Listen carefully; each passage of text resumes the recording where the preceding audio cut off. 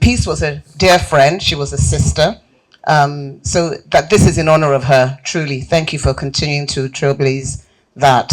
My keynote speech today is from local to global, developing narratives and content for worldwide appeal.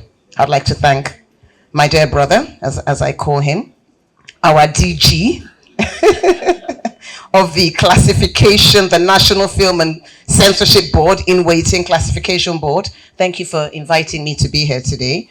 My sis, Auntie Joke Silva, love you dearly. My bro, Egbon Mahmoud Ali Balogun, Chairman House Committee, lovely to have met you today.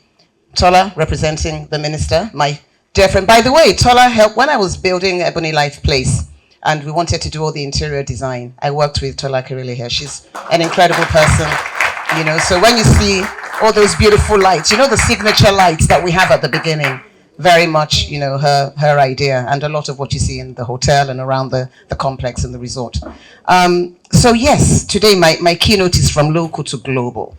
And I have a few points. I said to Shaib that I didn't want to stand here and lecture you all, that maybe I can just talk about a few points very quickly and then have a conversation. It's important to understand what's going on around the world. Those keynotes where people just stand and speak to you for 3 hours are gone because nobody's listening.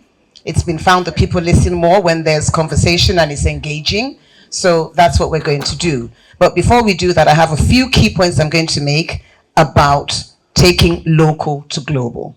Because we're in an era whereby monetization is very important. And if we continue to be in the bubble of local, we're going to stay in the bubble of local. And if you want to break out and get into that global bubble, you better understand that there are a few principles at play. The first thing is to actually understand that there is a difference between making content for a local audience and for a global audience. And there's nothing wrong. Once you define what you think your marketplace is, you hone in on that and you work in that space. But if you decide that you want to make something that's for a global audience, there really are certain, you know, guidelines that I would like to suggest that you abide by. One of them is making sure that we are authentic to the stories that we're telling. And I find that as Nigerians, we are quite authentic, but I've also found that we try to move into a space that is not ours. We're trying to be who we're not. And I think that may be distracting from who we are. And audiences around the world, it's like when you see the real thing and you see the fake thing, people are very susceptible. They can understand that this is real or this isn't real. So I think it's very important that as we tell our stories as Africans, as Nigerians, that we remain authentic to those stories that we're telling.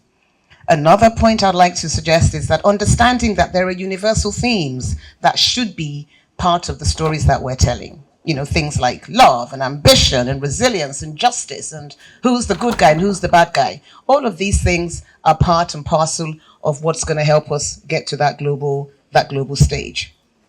Most important, investing in high quality productions.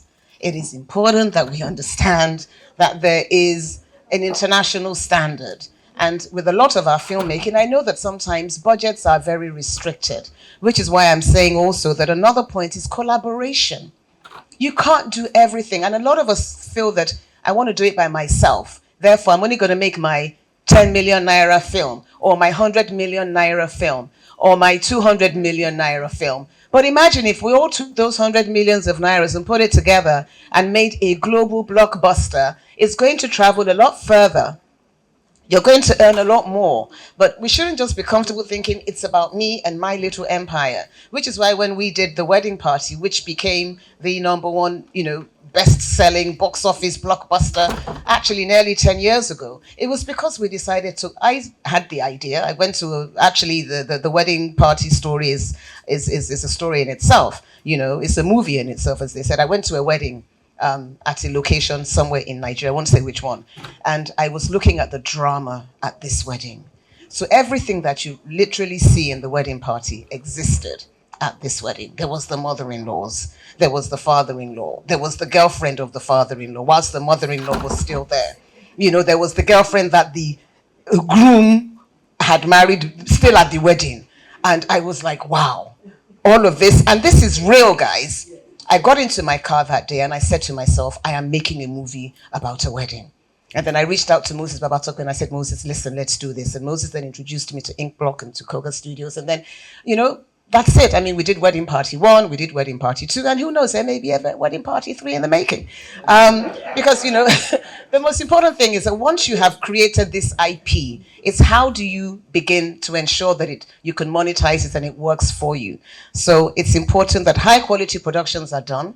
And I think one of the best ways of achieving that is to partner with, you know, local partners and also with global partners. And as you know, we at Ebony Life, we haven't stopped at just doing local productions. I've spent a decade reaching out to global partners. Yes, a lot of them are going to reject you. They're going to say, no, we're not interested.